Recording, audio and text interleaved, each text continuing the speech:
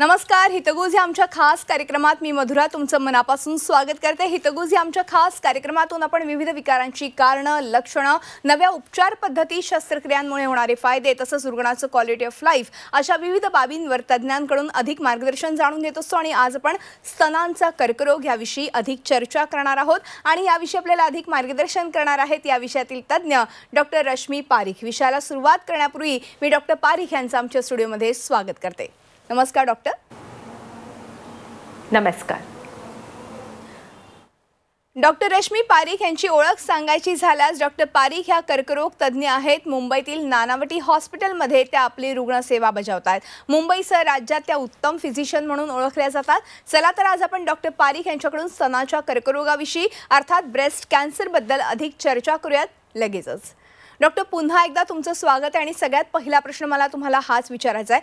स्त्रियांमधील breast कॅन्सरबद्दल आम्ही खूप ऐकून आहोत, मात्र स्तनाचा कर्करोग पूर्वीच्या काळी देखील होता. मात्र पूर्वीच्या तुलनेमध्ये आता स्त्रियांमध्ये ह्या कर्करोगाचं प्रमाण जे आहे ते वाढत चालल्याचं पाहायला मिळतंय. त्याविषयी काय सांगाल? आज निश्चितच भारताच्या स्त्रियांच्या कर्करोगांमध्ये भरपूर वाढ होत आहे. There is no doubt about this. कारण की आपण बायका आपल्या आरोग्याची काळजी अजिबात घेत नाही आहे. आपण नेहमी बिझी असतो की फॅमिलीमध्ये काय चाललं आहे, मुलाबाळांचं काय चाललं आहे, घरचे मोठे आपले नवरे वगैरे सगळे नीट आहेत की नाही, त्याच्यामध्येच आपला पूर्ण वेळ जातो.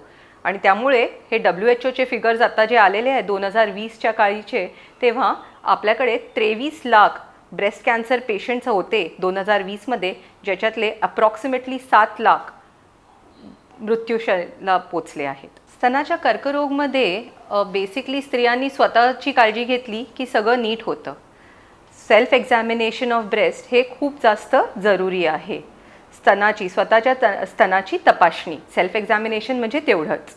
आपण आंघोळ करताना एक 15 सेकंड स्वतःला देऊ शकतोच. त्याच्यासाठी आपल्याला काही मोठा वेळ लागत नाही.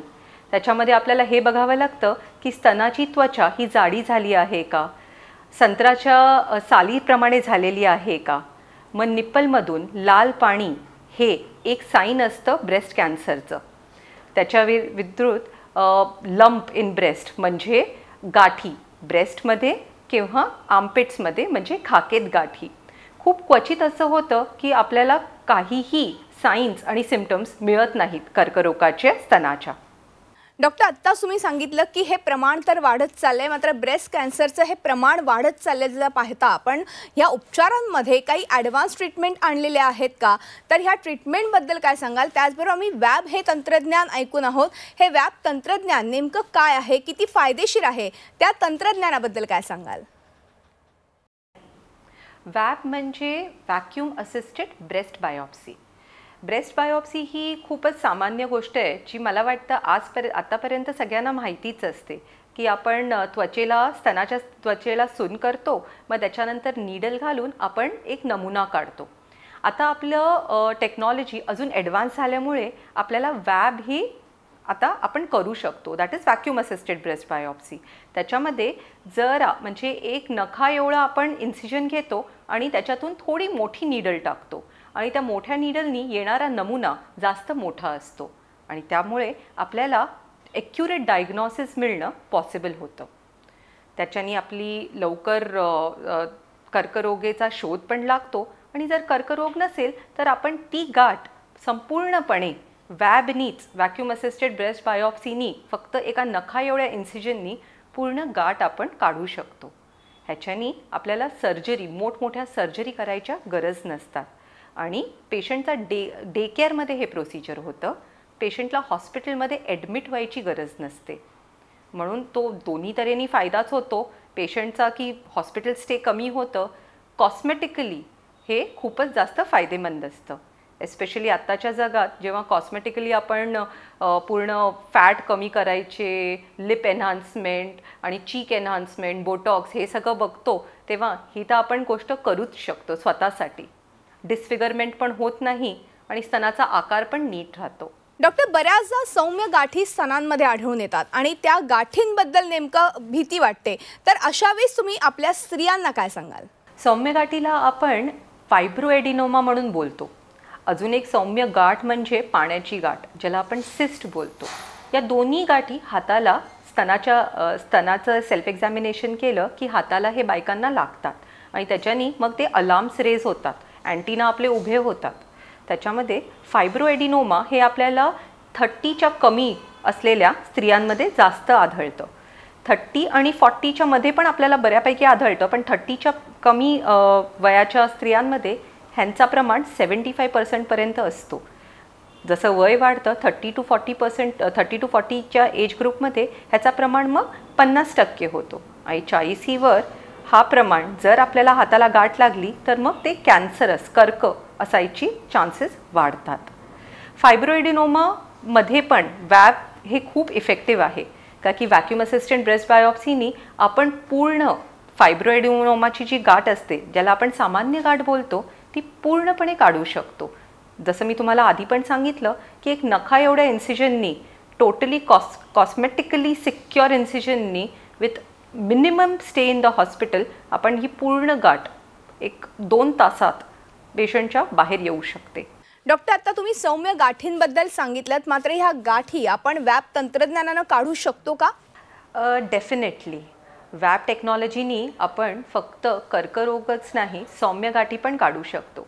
सौम्य गाठी हे 2 टाईपचे असतात. एक तर सिस्ट असतं, पाण्याच्या गाठी, आणि दुसरे असतात फायब्रोएडिनोमास.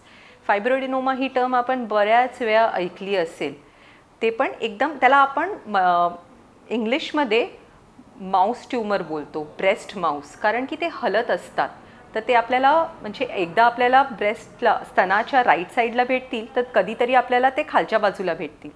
आणि अशा गाठी जर आपल्याला सापडल्या तर ते युज्युअली 80% टाइम्स ते सौम्य गाठी असतात. सिस्ट हे पाण्याच्या गाठी असतात. सिस्ट आणि फायब्रोएडिनोमास हे आपल्याला दोन्ही गाठी आपल्याला स्तनाच्या तपासणीच्या वेळी लागून येतात. तर तेव्हा वॅबनी आपण सिस्ट नाही काढत, पण फायब्रोएडिनोमास डेफिनेटली आपण काढतो. फायब्रोएडिनोमाच्या सर्जरीसाठी आपल्याला 2 दिवसाचं ॲडमिशन लागतं, मग त्याच्यानंतर एक मोठा स्कार मार्क लागतो, आणि त्याच्यानंतर हॉस्पिटल स्टे, आणि ऑब्व्हियसली आपण एक मोठं सर्जरी केल्यानंतर आपल्याला 4-5 दिवस घरी आराम करण्यासाठी लागतात. पण when it comes to VAB, तेव्हा व्हॅक्यूम असिस्टेड ब्रेस्ट बायोप्सीनी 2 तासात तुम्ही हॉस्पिटलच्या आत जाऊन तुमचं वॅब प्रोसिजर करून लगेचच तुम्हाला डिस्चार्ज मिळू शकतो, आणि एका नखा एवढ्या मार्कनीच सर्जरी पूर्ण कंप्लीट होऊन जाते. डॉक्टर, वॅब हे तंत्रज्ञान अतिशय विकसित आहे, तर ह्या गाठी काढण्यासाठी रुग्णालयात भरती व्हावं लागतं का, आणि त्याविषयी काय? अजिबात नाही. जसं मी तुम्हाला आत्ताच सांगितलं की वॅबनी आपण गाठी 2 तासात कम्प्लिटली काढू शकतो. जे सामान्य गाठी असतात त्यांचं कम्प्लीट निदान होतं वॅब टेक्नॉलॉजीनी, आणि ते पण एका नखा एवढ्या लहान इन्सिजननी. म्हणजे मोठमोठे स्कार नाही, कॉस्मेटिकली टोटली सिक्युअर, टाईम वाचतो, आणि पेशंट म्हणजे स्त्रिया आपल्या रोजच्या रोज डेली ॲक्टिव्हिटीज लगेच रिझ्यूम करू शकतात. डॉक्टर, ब्रेस्ट कॅन्सर हा फक्त वयस्कर स्त्रियांमध्ये होतो असा एक गैरसमज आज समाजात पसरलेला आहे. मात्र आज आपण बघितलं तर अगदी तरुण स्त्रियांमध्ये देखील ह्या ब्रेस्ट कॅन्सरचं प्रमाण वाढत चाललेलं आहे. तर अशा वेळी नेमकी स्त्रियांनी काय काय काळजी घेतली पाहिजे, आणि ब्रेस्ट कॅन्सर हा फक्त वयस्कर स्त्रियांमध्येच होतो का, हा जो गैरसमज आहे तो तुम्ही दूर कसा कराल? जसं तुम्ही आत्ता मला विचारलं की बाबा म्हातारपणीच हा रोग होतो का, तर असं नाही आहे. आणि म्हणून आपल्याला ही स्क्रीनिंग गरजेची आहे. युज्युअली बऱ्याच वेळा पेशंट्सना, जेव्हा पेशंट्स आमच्याकडे येतात मॅमोग्राफीसाठी, सोनोग्राफीसाठी स्तनाच्या, तेव्हा आम्ही त्यांना विचारतो की त्यांची हिस्ट्री काय आहे. जर आपल्या घरात आपल्या आईच्या बाजूला किंवा वडिलांच्या बाजूला मावशींना, आत्तेंना, आजीला, नानींना कोणालाही कर्करोग असला, फक्त स्तनाचाच नाही, इवन युट्रसचा, तरी ते एक रिस्क फॅक्टरमध्ये येतात. आणि त्याच्यामध्ये आपण फॅमिली इनहेरिटन्स बोलतो. आणि हेच आपल्याला एक तुम्हाला माहितीच असेल, अँजेलिना जोली, तिला BRCA1 BRCA2 पॉझिटिव्ह होती. ती हे जेनेटिक स्क्रीनिंगनी आपल्याला कळतं की तुम्हाला जास्त पॉसिबिलिटी, वल्नरेबिलिटी आहे का कर्करोग होण्याची. तर त्याच्यामध्ये अँजेलिना जोलीनी आपला तपास करून घेतला, वेळेत तपास करून घेतला, आणि जेव्हा तिला कळलं की तिची वल्नरेबिलिटी ब्रेस्ट कॅन्सरची जास्त आहे, तेव्हा तिने कंप्लीट मॅस्टेक्टमी करून रिकन्स्ट्रक्शन करून घेतलं. आपण त्या टप्प्याशिवाय, त्या लेवलला जाणार नाही, पण कमीत कमी आपल्याला एक स्क्रीनिंग मोडॅलिटी करणं जरुरी आहे. म्हणून जर घरात कोणालाही कर्करोग स्तनाचा किंवा पिशवीचा गर्भपिशवीचा असला तर आपल्याला वेळेत 40च्या आत कमीत कमी सेल्फ एक्झॅमिनेशन तर चालू करायलाच हवं. आणि 40 नंतर मॅमोग्राफी सोनोग्राफी स्तनाची ही मस्ट आहे. सेल्फ एक्झॅमिनेशन ही अगदी अगदी जरुरी गोष्ट आहे, कारण की तुम्ही डॉक्टरांकडे जाणार 6 महिन्यातून एकदा किंवा वर्षातून एकदा, पण त्या इंटरवेलमध्ये त्या मध्यंतरीत जर काही त्रास झाला, जर काही गाठ आली तर ती कुठे सुटायला नको आणि वेळ व्हायला नको. 40 नंतर वर्षातून एकदा हे केलेलं बरं आणि 60 नंतर 6 महिन्यातून एकदा पण सोनोग्राफी कमीत कमी केलेली बरी. हाय, मेरा नाम पूजा पारेख है. मुझे 1 ईयर पहले लेफ़्ट ब्रेस्ट में लम्प्स फील हुए थे. I went for the checkup end मुझे बताया गया कि मुझे बायोप्सी करना पड़ेगा जस्ट टू बी कन्फर्म कि उसमें कोई प्रॉब्लम नहीं है या इट्स नॉट कैंसेरियस और एनीथिंग लाइक दैट. अब ये सुन के ऑब्वियसली मैं बहुत डर गई थी. Then I went to doctor Rashmi Parekh in Nanavati hospital for my biopsy. And biopsy उन्होंने मेरा इतने स्मूथली और इतने अच्छे से किया था so that I was not scared और मैंने कोई इश्यूज़ फेस नहीं किया उसके बाद. On top of it during biopsy उन्होंने मुझे पूरा प्रोसीजर बहुत अच्छे से समझाया एंड मुझे बहुत काम किया उस टाइम पे सो दैट मैं डर नहीं जाऊँ और anything like that. And she even उन्होंने मुझे हिंट भी दिया था इस चीज़ का दैट आई एम नॉट ऐसा कुछ डरने का कुछ है नहीं कि मैं डरूँ और anything like that. But the doctor was really amazing and I am really happy today. मेरा गांठ निकल गया है, everything is normal and I am really thankful to doctor Rashmi जैसे उन्होंने मुझे मेरा बायोप्सी और सब कुछ एकदम अच्छे से किया. डॉक्टर, प्रत्येक गाठ ही ब्रेस्ट कॅन्सरची गाठ नसते, तरीही स्त्रियांनी न घाबरता ही तपासणी करून घ्यावी का? अशा वेळी मी त्यांना सांगेन की बाबा, आपण कुठली गोष्टांनी घाबरून लाईफ चालत नाही. जर आपल्याला कळतं की बाबा स्तनात गाठ आहे, थोडं डिस्कम्फर्ट आहे, निप्पलमधून लाल पाणी येत आहे, आपल्याला लगेच डॉक्टरांकडे जाणं भाग आहे. त्याला आपण लपून ठेवलं तर तो प्रॉब्लेम अजून वाढेल टू द एक्सटेंट की त्याच्यानंतर त्याला निदान करता येणार नाही आणि मग ते खूप चिंताजनक होऊन जाईल. तर त्या परिस्थितीपर्यंत न पोचलेलंच बरं. जशी आपल्याला गाठ आढळली तसं आपण लगेच कुठल्या डॉक्टरांकडे गेलं किंवा आपल्या कुटुंबित लोकांना सांगितलं की बाबा मला हे वाटतंय, मला वाटतं आपण कुठल्या तरी डॉक्टरकडे जाऊन आपण त्याचं निदान करणं जरुरी आहे, तर आपण नक्कीच करावं. कारण की कुठली गोष्ट ही prevention is always better than cure, हे नेहमी आपल्याला लक्षात ठेवणं भाग आहे. डॉक्टर, स्तनात गाठ आढळली तर त्या स्त्रीनं नेमकं काय करायचं? हा चांगला प्रश्न आहे की गाठ आढळली आता काय, व्हॉट नेक्स्ट? जनरल प्रॅक्टिशनरकडे जाऊ, स्त्री तज्ज्ञाकडे जाऊ की फक्त कुटुंबाला सांगू आणि तिकडे संपू गोष्ट? नाही, असं नको करायला. तुम्हाला कधीही गाठ आढळली तर तुम्ही डिरेक्टली एका रेडिओलॉजिस्टकडे पण जाऊ शकता. एवढे भरमसाठ डायग्नॉसिस क्लिनिक्स आहेत ज्याच्यामध्ये एक्सरे मॅमोग्राफी आणि सोनोग्राफी ब्रेस्टची हे खूप चांगल्या तऱ्हेने प्रॅक्टिस करतात लोक. तर तुम्ही येऊ शकतात एका रेडिओलॉजिस्टकडे आणि त्या गाठेचा नीट निदान करून घेऊ शकता.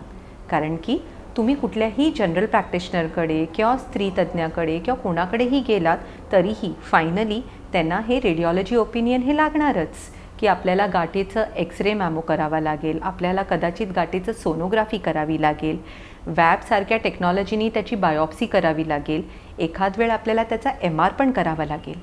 आणि त्याच्यानंतर त्या गाठीचा नमुना काढल्यानंतर आणि त्या गाठीचा नमुना आपण मायक्रोस्कोपच्या अंडर बघितल्यानंतर आपल्याला कळेल की ती गाठ काळजीची आहे, कर्करोगाची आहे की नाही आहे. आणि एकदा डायग्नॉसिस एकदा हातात आलं की त्याच्यानंतर you can go to a oncosurgeon किंवा एका गायनेकोलॉजिस्टकडे. ज्याप्रमाणे ती गाठ आहे त्याप्रमाणे त्याची ट्रीटमेंट आणि त्याचा क्योर होऊ शकतो. मेरा नाम मिसेस हवोवी हकीम है. मेरे को 2017 में ब्रेस्ट में लम्प जैसा दिखा तो डॉक्टर ने मेरे को बायोप्सी करने को बोला। तो बायोप्सी करने के लिए मेरे को नानावती हॉस्पिटल भेजा। नानावती हॉस्पिटल में डॉक्टर रश्मि पारेख के अंदर मेरा बायोप्सी किया गया। बायोप्सी करने से पहले डॉक्टर रश्मि पारेख ने मेरे को सब प्रोसीजर समझाया। प्रोसीजर करने से पहले उन्होंने मुझे हिम्मत दी और आश्वासन दिया कि आप बेफिक्र रहिए। डॉक्टर रश्मि पारेख की केयरिंग नेचर की वजह से मेरा प्रोसीजर अच्छे से हो गया।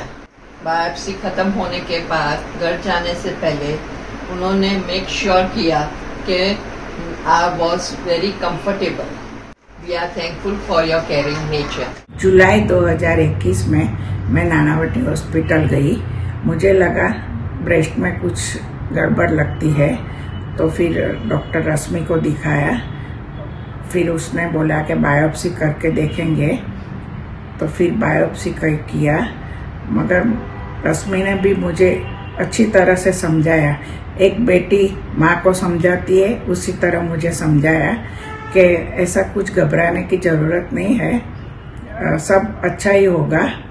फिर उसने मुझे अच्छी तरह से समझाया और एक बायोप्सी किया। बहुत शांति से किया और मुझे अच्छा लगा। फिर डॉक्टर रश्मि ने मुझे बहुत अच्छी तरह से समझाया, इसलिए मुझे भी अच्छा लगा। और अभी वो डॉक्टर रश्मि को मैं धन्यवाद देती हूँ और God bless you. Breast cancer झाला की स्त्रियांमध्ये न्यूनगंड निर्माण होतो, अशा महिलांना तुम्ही काय सल्ला द्याल? अशा महिलांना मी सांगीन की तुम्हाला असं वाटतं जेव्हा कर्करोगचा डायग्नोसिस होतो तेव्हा आपल्याला वाटतं, जेव्हा आपल्याला डॉक्टर सर्जन सांगतात की बाई तुमचा स्तन काढला जाईल, तेव्हा आपल्याला वाटतं अरे बाबा स्तन हा माझा लेवल ऑफ कॉन्फिडन्स आहे, ती माझी स्त्रियत्व आहे. पण हे चुकीचं आहे. तुम्ही त्या सायकलमधून जाल, जेव्हा किमोथेरपी, रेडिओथेरपी आणि ते सगळं गेल्यानंतर तुम्हाला जेव्हा एक नवीन आयुष्य मिळतं तेव्हा तुम्हाला अजिबात दुःख होत नाही. तुमची विचार करण्याची क्षमता आणि विचार करण्याची पद्धत टोटली चेंज होऊन जाते. जसं एक लेबर पेन नंतर एक आईचा जन्म होतो, तसंच एक कॅन्सर सर्वायव्हर नंतर एक खूपच स्ट्रॉंग बाईचा जन्म होतो. डॉक्टर, खरं तर ब्रेस्ट कॅन्सरविषयी आत्ता तुम्ही खूप महत्त्वाची माहिती देत येत आहेत. मात्र एकूणच आपण पाहिलं तर आज स्तनांचा कर्करोग ह्याचं प्रमाण जे आहे ते हळूहळू वाढताना दिसतंय. मात्र योग्य उपचार पद्धती आणि योग्य निदान केलं तर नक्कीच आपण स्तनांचा कर्करोग रोखू शकतो. त्याचबरोबर लवकरात लवकर आपण ट्रीटमेंट सुरू केली तर नक्कीच पुढे जाऊन आपण खरं तर ह्या सगळ्या बाबींवरती व्यवस्थित खरं तर मार्गदर्शन घेऊन हा कर्करोग जो आहे तो बरा करू शकतो. हे देखील नक्कीच तुम्ही आत्ता सांगितले आहे. आणि वॅब तंत्रज्ञान हे जे आहे ते अतिशय विकसित तंत्रज्ञान आहे, त्याचा नक्कीच खरं तर फायदा आज ब्रेस्ट कॅन्सरच्या रुग्णांमध्ये पाहायला मिळतोय. डॉक्टर, तुम्ही आलात आणि स्तनाच्या कर्करोगाबद्दल विस्तृत माहिती दिली आणि स्त्रियांमधले असलेले हे गैरसमज जे आहेत ते ह्या सगळ्या चर्चेच्या निमित्ताने दूर केले, त्याबद्दल मनपूर्वक आभार. आणि यानंतर हितगुज या आमच्या खास कार्यक्रमात आज आपण इथेच थांबतो. तुम्ही पाहत राहा आमचा खास कार्यक्रम हितगुज.